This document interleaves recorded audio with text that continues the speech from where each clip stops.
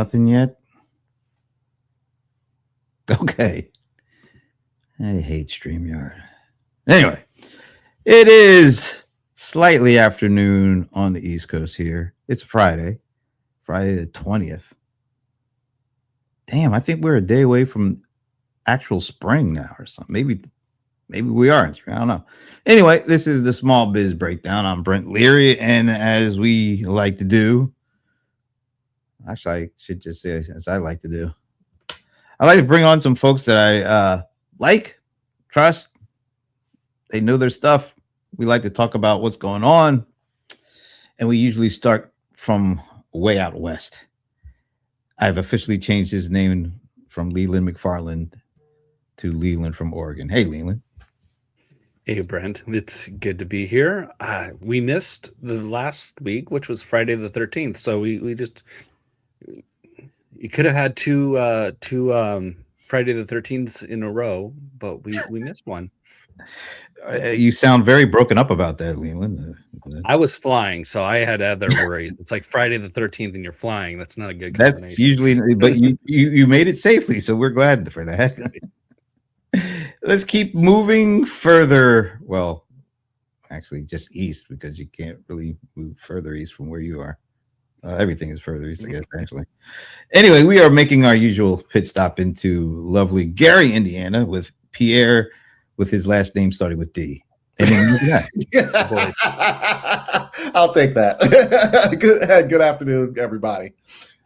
And happy that sad that we missed the last Friday 13th, but happy that we are, and Brent, I agree with you, we are a day away from spring. So okay, we are officially. So what's the weather like in Gary right now? Actually spring-like, which is good. We had a snowstorm.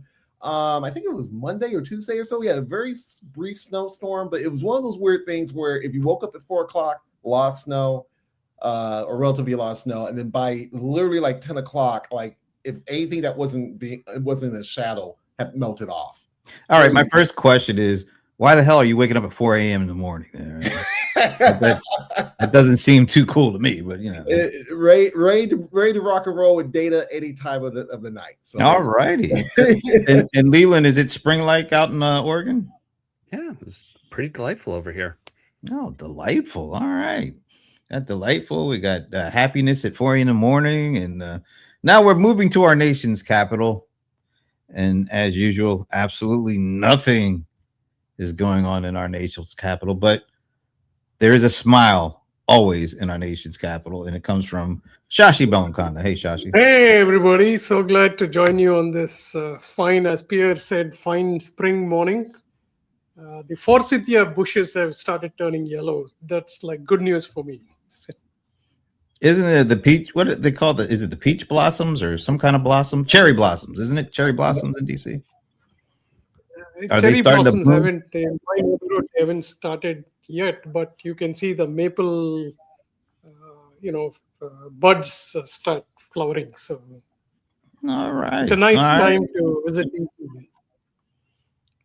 And usually this time, I would say the transition to the nation's capital was the vacation capital of the universe or the galaxy or something like that.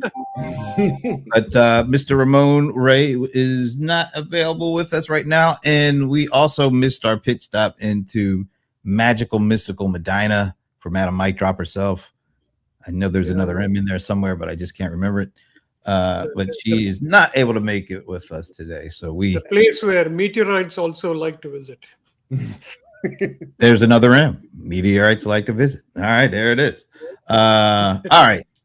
So usually I've spit a couple of facts out about what's happened this past week. And I mean, there is definitely no shortage of facts, but I just saw one today okay, so I'll just say it. So it looks like as of either yesterday or today, we crossed over, meaning the U.S. Total amount of debt in the U.S. crossed over to $39 trillion this week. Wow. Every day it adds a certain amount to that number. What would you guess that daily amount of net debt that gets added to that total? What do you think every day? What amount of debt comes in? Take a guess. 5 billion. Okay, I'm 5 gonna say million. 70 billion. You're gonna say 70 billion. Wow. Okay. So it was Shashi. We got a pretty big a disparity there between 5 from Leland and 70 from Pierre. Where do you land in there? So I'm thinking logically, I think the Defense Department or whatever it's called now wanted 200 billion, and let's assume it's for the next 2 months. So that's about 3 billion a day, if my math is right. Okay, so we got 3, we got 5, and we got 70. And So- Pierre, you're the analytics guy. So yeah, and Yeah, he's the one I'm that's rooting for you. Number out there. Actually, can I lower my number to 55? sure. You can lower your number to 55 and you still be way off. But Yeah, I know. I'll keep that.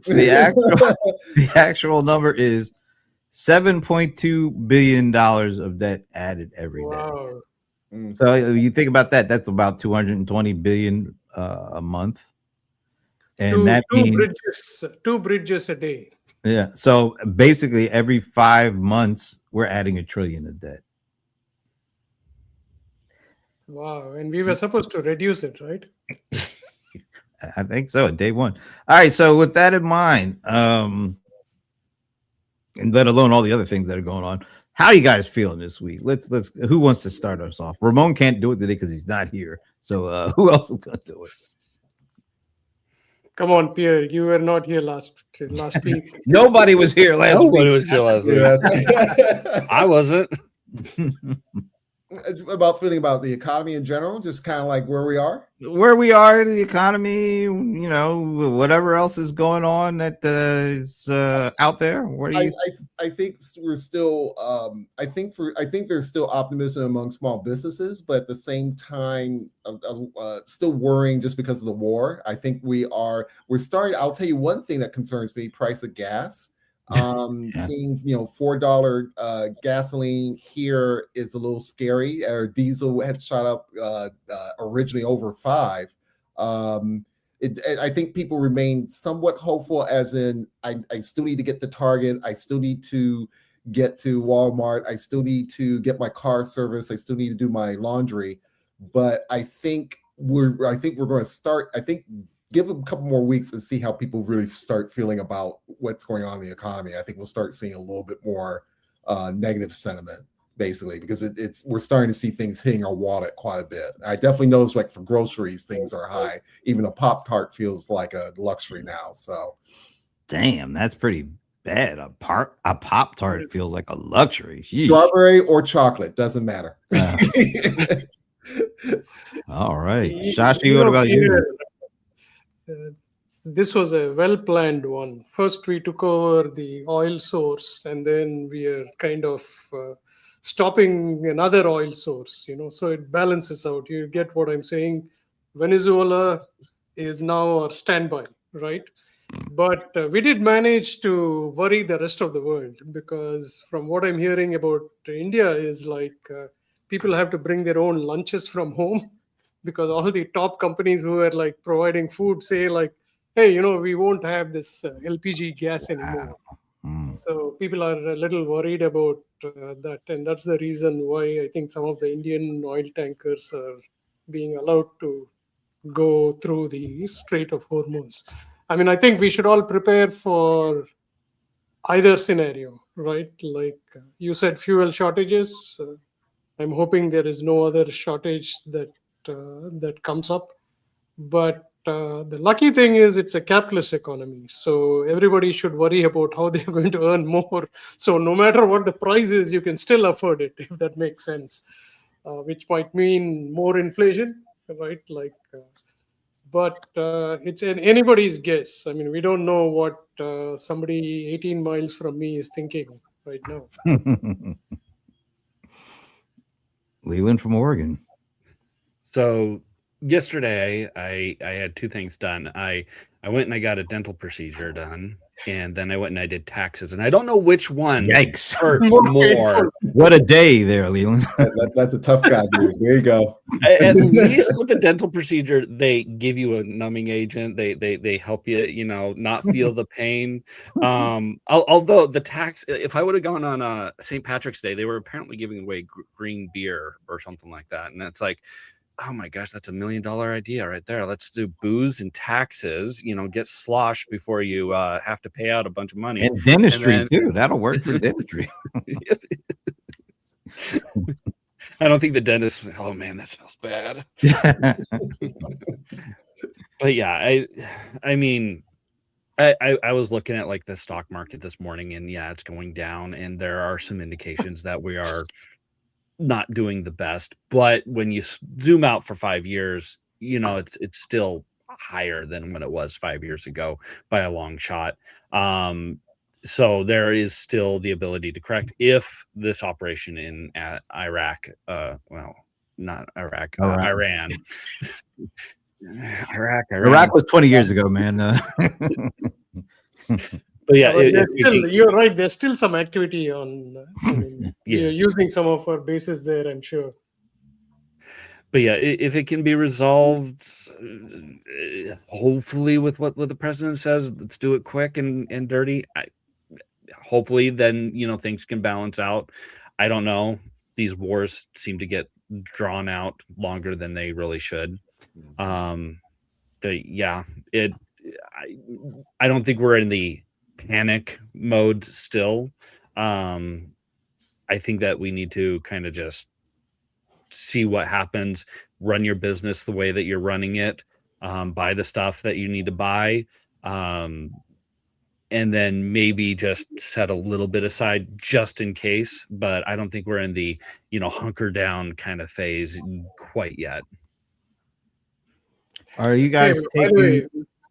We should wish everybody a happy Nowruz, because in many parts of the world that's like a New Year kind of festival. So say it again. Happy Nowruz.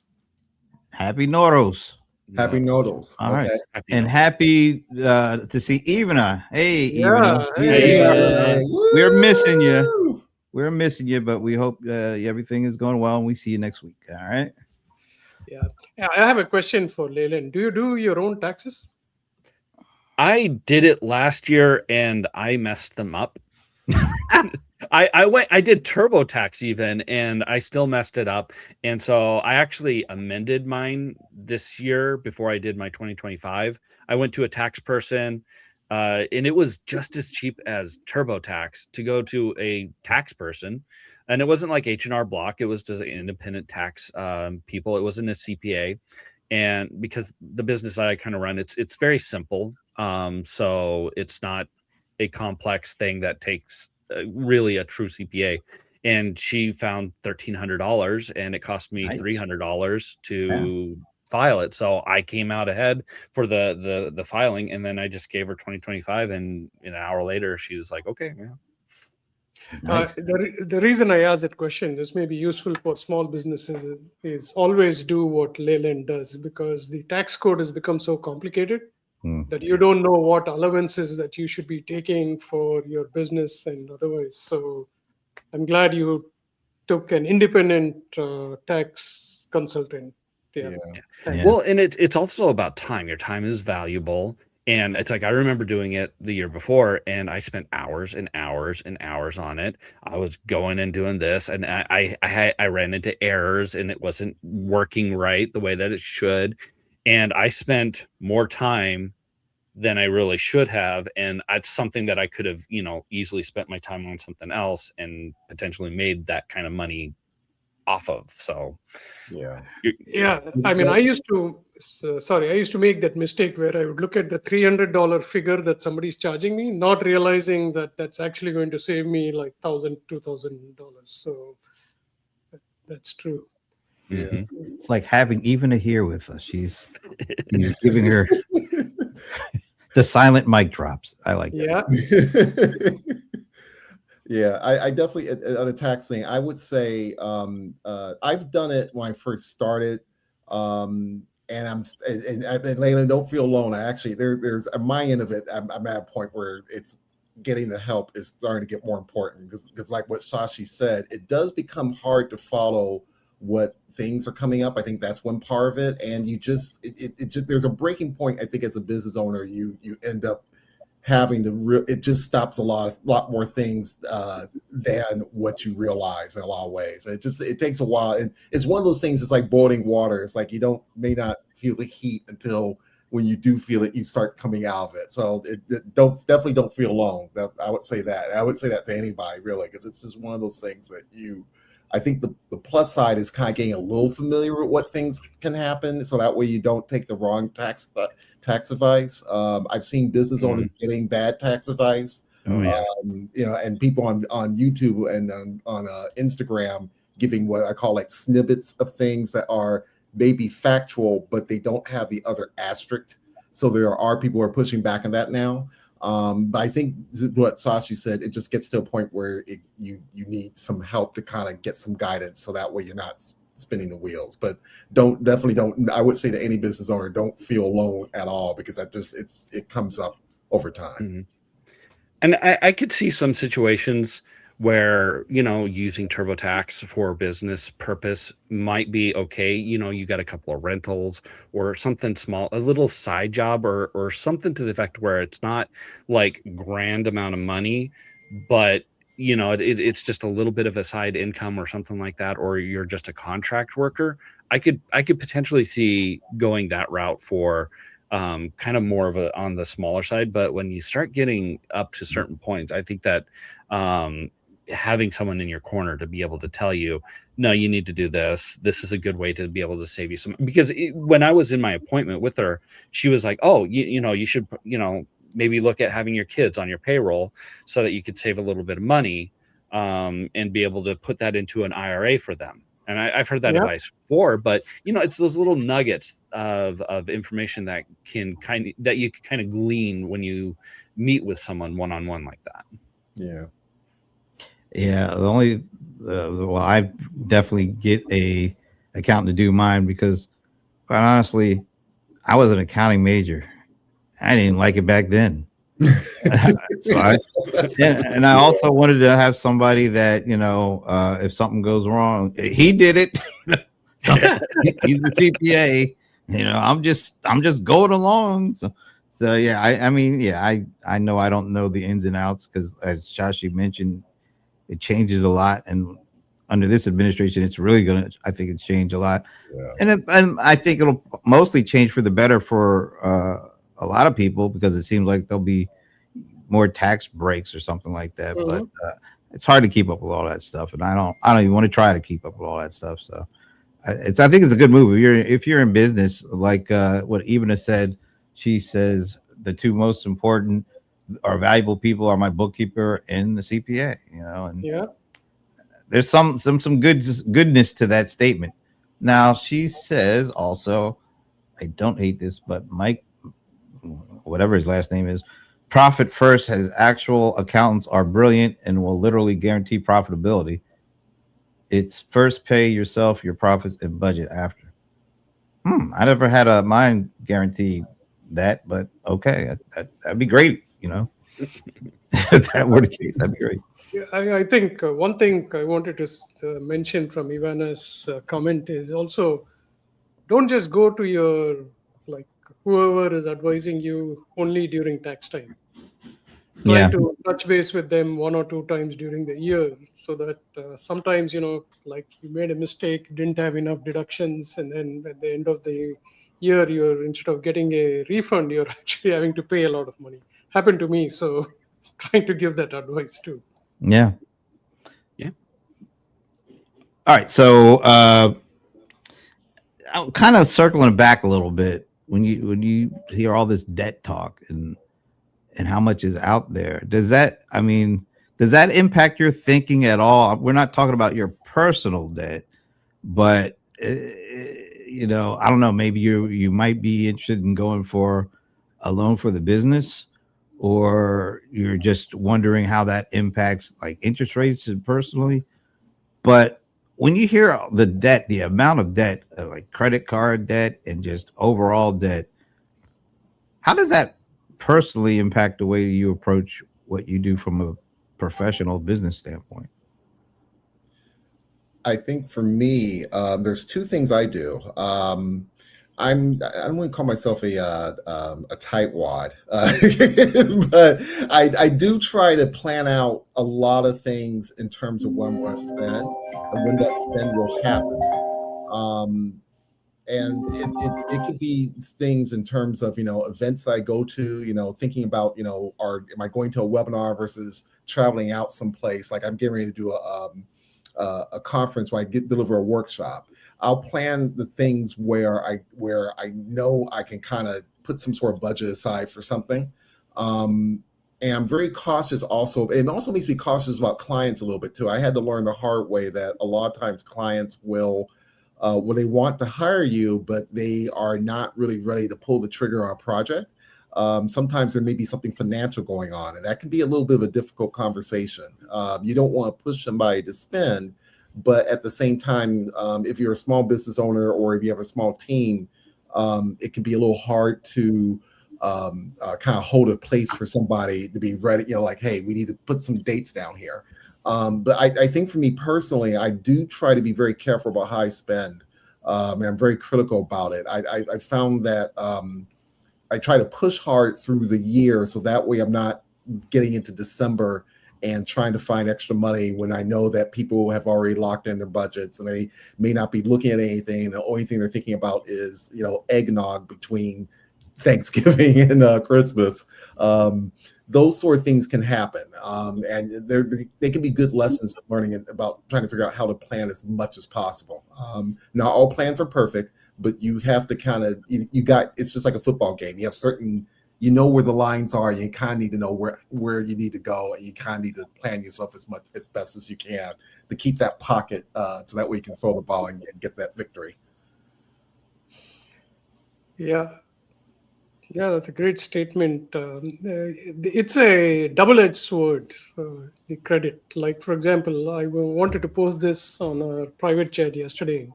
Among the top airports in the world, there's not a single US airport.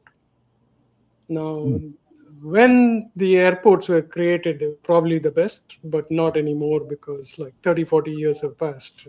Even if you look at Washington, D.C., most powerful capital in the world, the airport, some of the new terminals are okay, but most of the others are quite bad, and those people carriers and all of that don't make the experience better. So if in order to improve these, the government will have to spend, right? Now it will have to spend, it's part of the credit.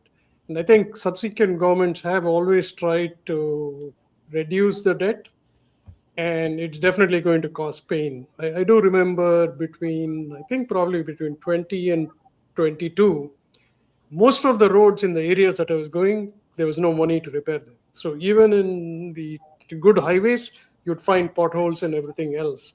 I don't remember when the government started spending for infrastructure. You saw the times when like bridges were falling and things like that, right? So the only way the government can manage this is probably increasing the taxes, which is not a popular move. They'll never do that. So how do you balance your budget? And I think the US government doesn't have to balance the budget, it's just allocation, right? Somebody decides, hey, here's 200 billion, go spend it. And the best thing is they are incented to spend everything, meaning at the end of the year, there shouldn't be any balance left, which I think is wrong. If somebody has managed to save money, they should be able to give it back. But that doesn't exist, and it's probably not in the rules, right? You have to spend. This is not only the US, like almost every country in the world that has a measurable economy is spending more than what they earn. I don't know. I don't have an answer. I'm just stating what is probably obvious, but it's going to be painful when they try to balance it, like it was at the beginning of last year or whenever they started going the wrong path to try to reduce the debt. Wow. But if we're adding $1 trillion every 5 months, that's pretty rough. Well, and it's so much now that it's like you can't just sit there and say, okay, let's just cut 2 trillion a year, because then we would never get out of debt. So you basically have to say, okay, we have to cut 4 trillion or something like that, so that we have like a trillion and a half to be able to put into the debt to be able to bring it down. That's it would be nearly impossible. One thing that I heard, it was a politician, his idea was like, okay, every department within the United States government every year has to reduce their budget by 1%. Not 10%, not 20%, just 1% every year. We're going to start shrinking the budgets every year. And eventually, over the course of 10 years, now you've gotten down to 10%. After 15 years, you've gotten to 15%. So I would, I'd like that. It's like we've ramped ourselves up slowly, so let's start reducing ourselves slowly and trying to find ways to save the money, putting in policies to where, as Shashi said, it's not detrimental to you if you don't spend all your money. In fact, maybe you get yourself a nice little pat on the back for actually saving cost. And then I know that it hasn't gotten to the point where it should, but getting rid of fraud is probably a really good thing to do. Finding those government organizations, I can't remember the name of the organization, but there was one organization that within the government that was just 100% almost all fraud. Like the person that was the head of it had its own private bathroom with a shower and everything like that. The guy in head of finding fraud had all that going on. No, it wasn't the guy who was finding the fraud. It was like the government agency. I forgot which one it was, but he had like his own private bathroom, and like no one was doing real work. It was a real sketchy aspect of the government that it's like, why are we spending money on this? And the money was just not going anywhere. But finding where billions of dollars are going that shouldn't, that's not a bad thing. I want to pop up this comment from Evan because I was thinking the same thing. What about raising income? Because there's two ways to take out debt: lower your costs and find new revenue. And from a small business point, as we always talk about AI, are most small businesses looking at AI from a cost reduction perspective? Do they think if we use AI, we're going to cut costs or be more efficient? Or are they thinking AI is going to make them more money? Because it feels like that part of the conversation has to be a part of the overall equation with the debt stuff too, right? I agree to that. I think the short answer is I don't think they are looking at it from a cost reduction. Even though you can, there's a lot of things from an analytics standpoint that you can actually take and I built a model just a week ago where you can take data, import it into our programming, kind of sort through the data, and then you can bring the language model into that analysis and have it do the query and ask some questions. I don't think people are getting to that point because they see like most technology, people are being sold on what the potential is for all these things that it can do for you personally, produce more content, streamline some of your operations to some degree. And even when you talk about streamlining, you would think that there'd be more discussion about managing costs, but I think it's more about producing a lot of things. But I think at the same time, there should be more conversations and more imagination towards how can we engineer or cut costs. But I think businesses sometimes are not always as good at that. They think in this very linear, if I do more sales, it will cover more of my expenses and give me this wider margin, which that part can be true, but you can also gain a lot of success. There's a lot of success stories about people who have looked at very good ways of being more efficient with their resources, where it led to better margins and better delta between your revenue and what your expenses are. And I think that part, I think with AI, there's real potential for that, but I think people are not really digging into it because they're looking at it from how can I make more cat videos? How can I make more dog? Oh, now I can make dog and cat videos conveniently, Yeah, I think I know of somebody who agrees with you, Pierre. This is Jensen Huang, CEO of NVIDIA. right? Like I think today I was listening to NPR, and the story actually says that jobs have not gone because of AI. We have gotten back to the time where the companies were before the pandemic. So it's not like people have said, like, I mean, people say that so that their stock price kind of goes up. The investors don't really understand what this is. But if you go by your argument and what Jensen Wang says, that if the company has more capability, they they will have better ideas for growth, which means with the same capacity they're going to be able to do more, which makes sense to me, right? Like even call centers and all, and that's what we see all the time with what enterprises are doing. It's only the hype part of it which says that, hey, like we don't need human beings anymore. That's probably not true at all. And I think he pushes back on a lot of CEOs who are saying like, hey, I'm going to cut 400 people because of AI. That's probably not going to happen. What will happen is like a natural transition between the job that you're doing and the job you'll do later. For example, I publish a lot of articles nowadays, as probably Leyland does on small biz trends. My research time is actually reduced. Like instead of going to Google and going page by page and trying to figure out, now I can just do some deep research and say, here are all the questions that I have. Go find stuff. It's not 100% perfect, always hallucinates. I have to again repeat and ask, like, hey, can you check for hallucination? Can you check for plagiarism? Can you check for accuracy? And it will always find something. I mean, you would think by now people would say like, hey, it should on its own go and create articles, and Shashi is just sitting and attending shows like this. That's not true at all. Now I'm going to address the SaaSocalypse that people are talking about. I used to work for Network Solutions. So before all the CRM and everything came about, Network Solutions had its own tool called CSR Tools. They built it. Every day there would be like 100 bug reports on what is not working.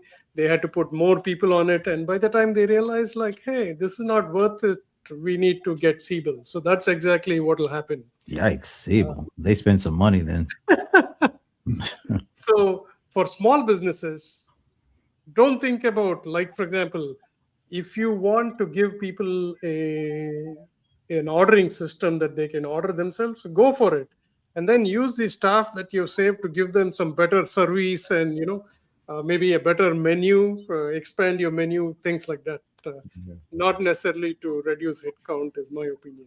So, can we think of like a general kind of step back and think about, so what we're seeing or what you guys are saying is like right now, when I don't know if you personally, but it's maybe small businesses in general, maybe you personally or not, when they think about AI, it's more around making money. They think it's going to make them more money if they use AI versus save them money.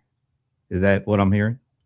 I feel that way a little bit, and Yes. I don't blame any one person for that either. I think it's sort of this AI. It's the way that AI got introduced is the same thing that people do when they introduce software in general, which is you're selling people on anything with sales and marketing really represents like an opportunity to grow the business, to get to people dream of having customers walking in, flocking and throwing their hands in the air and saying, hey, can I be your can I give you some money? Because I really want to give you some money for stuff. Yeah, and you can solve the problem. You'll be able to provide for people, basically. I mean, I think that aspiration is always there, and it's part of selling a technology, frankly. But when you get into cost cutting, it's more of people don't get as excited about it because because of the word cutting, they think of it as ending something, and they don't want it to end, basically. So I think that there's a little psychology that goes into how technology is positioned. And I think to the point, there should be, I think it's great to say, hey, let's have all this opportunity. We need to also think in terms of, what can we be a little bit more efficient? Because AI, to be quite frankly, is a very good machine to be efficient with in terms of gaining efficiency, in terms of creating content and being efficient with the number of iterations that it takes to get within your workflow. Well, it seems like, on the broader stage, even the reason why we are hearing all about this SaaS apocalypse stuff is because and kind of why all the companies not all, I shouldn't say all, but a pretty good majority of the companies that I watch and kind of keep track, they are all building and investing in AI, and they're putting it into their their platforms and all that. And yet, when it comes to their quarterly earnings calls, none of them can demonstrate the ROI on their own AI initiative. They aren't even able to show that they're making money with AI either too. So it's not just the smaller companies. I mean, we're really just looking at a handful of companies that are getting the benefit of the doubt, like the Nvidias. And I think let's put it like this: it's the AI pick and shovel makers, which is what I call these guys, and maybe the AI hyperscalers to a certain extent. They not to a great extent, but a certain extent. The enterprise software companies, absolutely not. They haven't shown, at least the financial analyst community, that their investments in AI have returned actual dollars. So it's not just the small guys apparently that are not able to look at it from a increased revenue or increased profit. It's the biggest guys as well as the smallest guys. So how does that change? How do we change the whole kind of the look at the view of, we want it to make money, we want to use it to make money, but we haven't been able to do it yet. And yet and still there's these other opportunities that you guys are talking about that can be almost as important in terms of cost reduction. But I get it. I know small business, they think they already have they already have their costs reduced to the point where they're not paying a whole lot, or at least they don't think they are. So they're always focused on the over the rainbow syndrome when it comes to any technology. Yeah. Well, AI. Go ahead. I was going to say, even these big companies, I mean, they have their missteps too. I mean, Microsoft has been putting AI into everything, and they have been panned. People are not necessarily the most, like, they want it, but they want it off to the side so that it's not like fully integrated into everything and they have to use it. Even Nvidia, with all of their announcements, I don't know if you guys saw any of the gaming side of the announcements that they did. They introduced a technology called DLSS5. Yep. That was one of the big ones. Oh my gosh, people are hating it. They got hammered by that bad, and it's like, okay, these are the kings of AI at the moment, and they made a misstep. So it's like, if you're a small business, take that with your lesson and just be like, not every time when you integrate AI, if you were to put in an AI chatbot, I'm working with like my mortgage company, and I hate their little automated AI person that they talk to. It's the agent.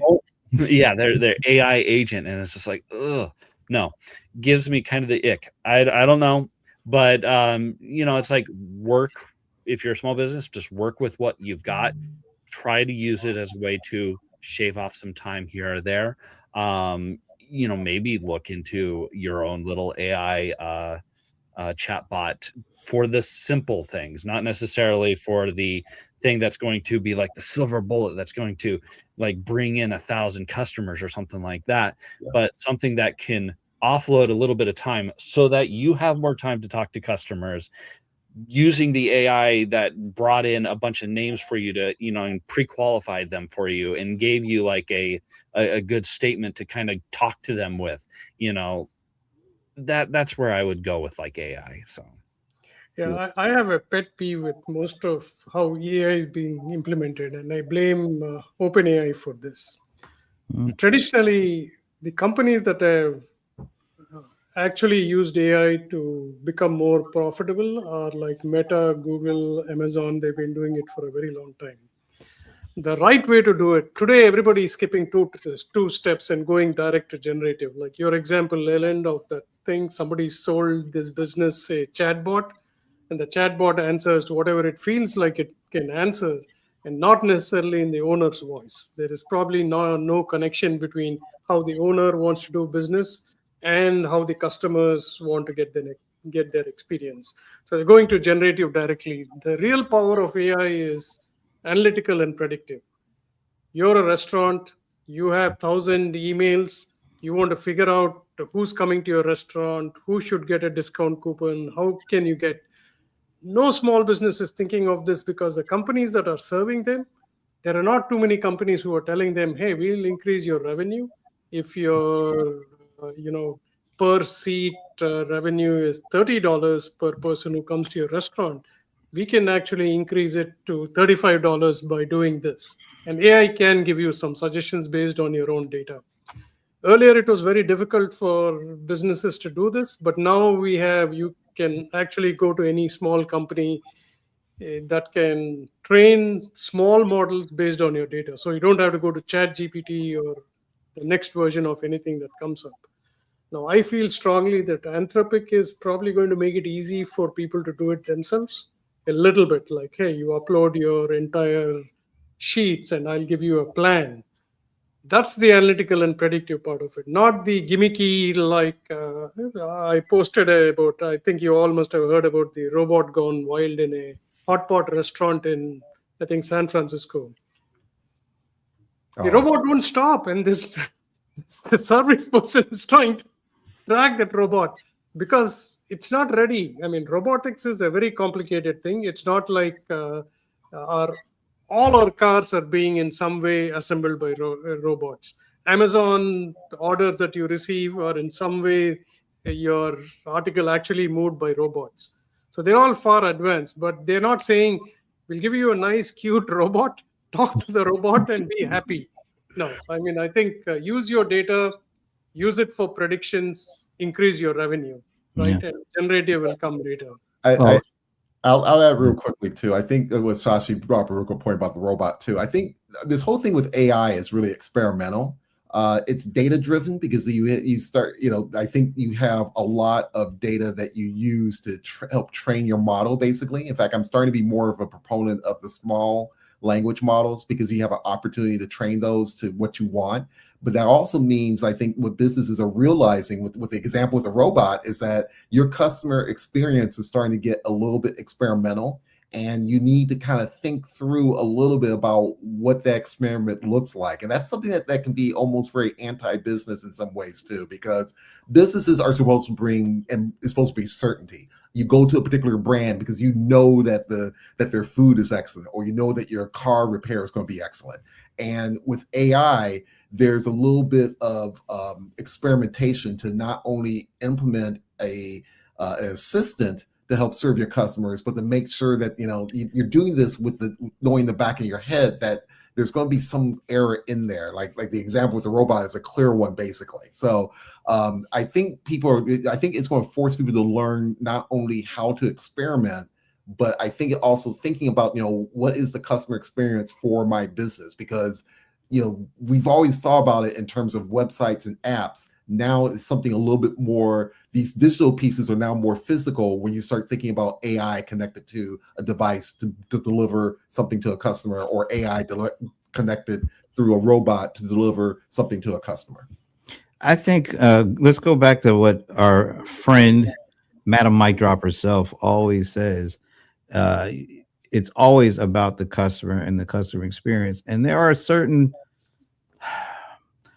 there's a lot of people. I don't know if it's a majority, but there's a lot of people who own a business and they want to use technology to avoid talking, engaging with their customers. And so they're always looking at certain things as, oh, that's going to be my silver bullet, so that I don't have to engage. I just want their money. I mean, let's be honest. There's a lot of folks that just want the money. And we understand that. But if you really want the money, you should really want to understand how you're going to get it from the customers that you have. And that means really engaging, really understanding, really using technology to have a better understanding of where your customers want to go and be able to be there before they get there, because they really would love to work with people who they view understands them and has put in a time and effort to really understand what they need. So if you're using or looking at a technology that basically the hardest part of the job is to pull out your credit card and buy it and then expect it to do all the work that you detest, it never works. I don't care what technology it is. You can go throughout the decades. What technology that has completely replaced fully having a great relationship with your customer? None. But if you use the technology to do that, you usually end up having customers for life. But some people just don't want to take the time to do it. They'd rather spend the dime than to take the time. Ooh, can I mic drop Oh, myself? nice. Yeah. Nice. Mic drop myself.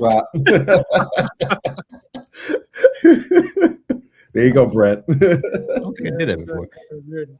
But I mean, it just feels like that's the case. They buy it, they get interested in it because they think that will allow them to avoid the parts of their business that they just really don't like. And some of that is, talking with your customers. I don't think that's a good way to go. So Yeah, but you can utilize technology to, again, better understand your customers and to better talk to your customers. I mean, you're never going to get away from talking to customers, even like if you were like, well, I'm just going to sell online. No, you still got to talk to customers in one way or another. You got to be online. You got to be promoting your business. You got to be on social media. You can't just like get a shop on Shopify and put it out there and then just walk away and expect sales. You actually have to promote your business in one way or another, and that involves talking to your customers, even if it's not like face-to-face one-on-one. It's still talking on social media. It's making content. It's engaging in the comment section. Or if you have a brick and mortar, you gotta talk to the customers as they come in and see what they like, what they don't like. If you have a plumbing business or something like that, you got to go to the house. You got to talk to them, and you have to be able to find customers. So usually, like, word of mouth is a good way to do it. And if you got, your word of mouth is, oh yeah, he's kind of reclusive. He come in and he grunted when he's like, "Argh," and did his work and he left. It's not good customer experience. So yeah. Just a note on what you said, Leland. Like, I've seen some savvy, not plumbers, but roofers, right? They use the data of when a house was built. So they know which areas are more than 20 years, right? And some of them even take satellite pictures so that they're inspecting the roof even before like they need to go to the house and actually telling them like, hey, here's a picture of your roof. Would you like to do it now, or do you want to wait for it to leak? That I think is the analytical and predictive part of things that you do. Like, for example, you mentioned plumber, right? If you go to any top like national chain of plumbing, you have this chatbot. You answer 15 questions, and after that, they'll say, "We'll call you back." My plumber, I text him. He says, "Give me a picture of what you see." I give him a picture. It says, "I'm coming tomorrow at 1 o'clock." But it doesn't mean he doesn't use AI. He has like billing and everything else. He uses technology, obviously, right? And I'm sure he also manages like all these new things that are coming, instant hot water and all that stuff. So I think savvy small businesses decide where they need technology and where they don't. I don't think they should say like AI is going to solve me from speaking to people. Maybe, yeah, instead of talking to them, text them if you don't like talking to them. Yeah. And your plumbing example, it's like, I just texted my plumber. Now the smart thing is to not just have your phone, but to have it go through like a messaging service. That way, one, the contact information goes into your CRM, and it's like, oh, it's Shashi. Shashi's calling me and he has a problem. It's logged in your CRM, and then you have the ability to get reminders, because I know that I have missed emails. I know that I have missed phone calls, and it would be nice to just have like a little piece of technology. And I get that like within Gmail, to where it's just like, hey, this person emailed you like 3 days ago. You haven't replied. Maybe you should reply to them. That's very beneficial, and it would be very beneficial to a small business owner to be like, hey, Shashi texted you like a day ago and you didn't reply back. You might want to, or else you're going to lose a sale. Yeah. Yeah, on that note, Google has an AI in Gmail that's in beta. It's called, I think, Elsa or CC. So I'm telling you, every morning you get an email saying, here are all the emails you should pay attention to. And sometimes, like, really good friends have emailed me, but I just missed their email. And it'll say, like, hey, like you said, Lenin, you need to respond to this. You have $30 credit with this company. Do something with it. Really useful tool. I wish they don't abandon it. You know, there's so many of those little things that are in there that sometimes they just show up and they kind of creep into your workflow. I wonder if that kind of creeping into the workflow discounts the importance of it to people, because it's there and it just kind of shows up. Next thing you know, they're just kind of taking it for granted. And Yeah, they don't really look at it as, you know, a bigger piece to the AI puzzle. It's like, okay, that's there. Oh, that's AI. Oh, okay. Oh, sure, I use it.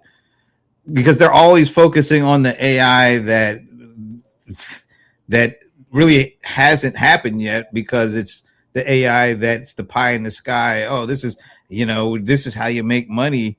And because they're always looking for this when it comes to AI, they're missing all these other things that are actually AI, and helping them and discounting them, and not really seeing the full picture of what is going on with the AI that is actually right there in their, in this case, in their in basket. yeah. I can imagine. To your point about the email a little bit, I think people are starting to socially engineer ways around trying to get it's part of socially engineering your way to get attention. I could tell you people who send an email to me, and sometimes they only get a snippet of my background. They just need a snippet to say, hey, Pierre, I noticed you wrote for CMS Wire about this topic. Well, our company, we do yada, yada, yada, yada. And then on top of that, they'll send within maybe a day. If I haven't responded, hey, this is the boys. We want you to, we just want to put this on the top of your inbox without really even understanding what's going on in my day. So I think, and to make it worse is that I try not to get frustrated, because I know there's automation going on somewhere in there, basically. Sometimes you get that little snippet about me wrong. It could be something old, like, hey, Pierre, you've worked at Ford, and not realizing that's been almost now 20 years ago. So Damn. I say all this to say, hey, yeah, I think people are I think they're trying to figure out with automation. I think this goes back to full circle to what we were talking about earlier, how much that they're trying to use it, but they're not really using it for cost cutting, but try to expand sales. And in the process, probably using it in a way that frankly is wrong, or something a little more intrusive than it should be. I know, Shashi, you got to get ready to go. But do you have any last words before you head out? No, I think technology is a good tool. Use it exactly like a tool and not a replacement. Thanks, everyone. All right, man. See you next week. See you next week. All right. Well, we are getting close to the edge. Not the edge. So, like the group Genesis, it was 3. Kind of like the life or death thing going on. I'm not going that far. But how do we get small businesses to adjust their way of thinking when it comes to AI, so that they do feel like it is something that they can heavily benefit from? Because I feel like the emphasis is so heavily on using AI for new leads, new customers. I'm not saying that can't happen, but I think if you think of it in just those terms, you're going to be completely disappointed and maybe disenchanted with it overall. Yeah, for me, I think I go back to analytics a little bit, in that a lot of times people hear these things like, this could improve your sales or help you to build to meet this objective. But to do it, you need to organize the steps. And for every technology, there's always a huge curve, this effort curve that's high, and it drops off over time because you're learning how to use it more effectively. And I think what I usually do with clients is to try to walk them through that curve as much as possible, which is, don't make it a general thing like, hey, I want more sales. You need to define it a little bit more. I want more sales through these customers using these things. I think as you get more specific, I think that helps narrow down what you're able to do with the technology and where you're able to explore. And I think that would help people with AI. For software, there's just a lot of tools out here that can help you do certain things, but you only see it in isolation rather than in multiple steps, which is what you need to see to get a strategy really off the ground. So I usually just tell people, yes, it's going to be some wheel spin. It takes a while for the wheels to get traction. You're going to blow some smoke like a muscle car, but you still need to sit down and, eventually those wheels are going to lock. And what we're trying to do is get some detail from you to help figure out what to lock. Real quick example, I had a client where we thought we were going to use our programming for them, but going back through Excel and then going back how they were organized, we found that just using simply Excel for what they were trying to do would have been a lot simpler, and just having a schedule for it. Eventually, we're going to get back to something more programmatic, which leads to the AI part. But you got to meet people where they are in terms of what they're willing to experiment with, because they only have so many resources to tap into. I think that, these big companies need to integrate AI into their tools, and they need to make it simple too. And it's one of those things to where you have a business and they're busy. What Pierre talked about with like that difficulty curve. And yeah, if they were to sit down and if they were to spend weeks, maybe months trying to learn this technology, the difficulty is going to go down. But most small business owners don't have the time, or they don't want to deal with it. They don't want to have to learn something that complex, which, in a year or a couple months, it might change completely. They're going to want to use the tools that they're using currently, and they're going to want to have it integrated, and it's going to be something that they don't even have to activate. It's just like all of a sudden there's a new tab that says, inventory management, and it shows, hey, based off of your sales, this is where I see that your inventory is. Hey, do you want me to reorder, product X, because you're kind of getting low, and if we reorder it now, you're not going to run out, but if we wait even a little bit longer, that's where I would love to see AI incorporated in businesses and in technology is ways that it just saves time, money, and also makes the business run smoother. That would basically make it to where the small business owner doesn't lose out on money, because like, if you think of a restaurant and it's just like all of a sudden, well, we're out of filet mignons because we didn't know that we were out. Well, now no one can order that filet mignon, and people come to the restaurant disappointed, and they lose sales. They potentially lose customers because their favorite food is gone. That's how I'd like to see it integrated. It's something that is quick, it's easy, people don't have to think about, and it just works. Yeah. And I don't want to dismiss the whole idea of it can help you, get customers or get business.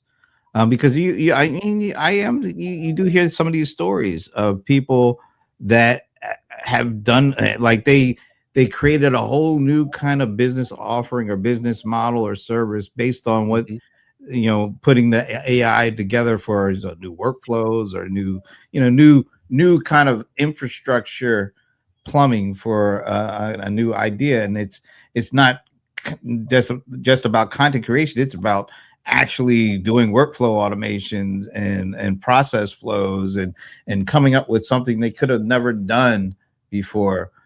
I feel there's a lot of more stories like that, as opposed to let me show you how to create content that will, we know there's a lot of stuff, and let's face it, a lot of that stuff really doesn't work. but there are some really good use cases that you can put together with AI that opens up new doors. It just feels like we're we're right now as a whole concentrating on the 2 or 3 use cases where there are tons of other ones that might actually get you to where you want to go. But right now, we aren't seeing a lot of those examples because all we're seeing is the orange gorillas and stuff like that. So they're there. I think it's important for all of us to look at this. This is a great technology. Yeah. It is what you make of it. It is what you conceive. And if we all able to take a step back and really think bigger, then we will start seeing how we could use this and make money as opposed to just an efficiency play. But I think they're both, and maybe it just takes some time for every one of us as we get used to it and have more of our hands on it. We're able to see a much bigger picture, or even a newer picture, because these things are allowing us to do stuff maybe we just never thought of. It just takes time for us to start thinking like that. Hopefully we'll see it at some point. Yeah. Oh, look, I got a mic drop from Evena. Oh man. All right. Well, with her not here, someone had to do it, right? Yeah. Better, and who but her to give us yeah, okay. All right. Any last thoughts before we get out of here for another week? I'd say enjoy the weekend, enjoy the spring. I think Chicago Henge or the Chicago version of Stonehenge is this weekend, where there's a thing where people sit at a certain block in downtown Chicago and they watch the sun at a certain time. I think 7 p.m. It's kind of like a Stonehenge type of thing. I think that's this weekend. Go enjoy yourself, and don't worry, these problems will be here starting Monday. That's a very nice way of putting things there, Peter. with love. I like it. Yeah. Go out, enjoy the weekend, enjoy the beautiful weather. You've earned it after a nice harsh winter, for half of the nation at least. But yeah, don't overwork. Do the work when you need to do the work. Don't overwork yourself, or else you're not going to be able to do the work when you need to do the work. Wow, he got all philosophical on there. I'm going to take the W, since Evena has given me the mic drop this week, and I'll just say enjoy the first weekend of spring. Man, we're already in springtime in 2026. That's great. All right, we will see you next week. Hope you have a good one. See ya.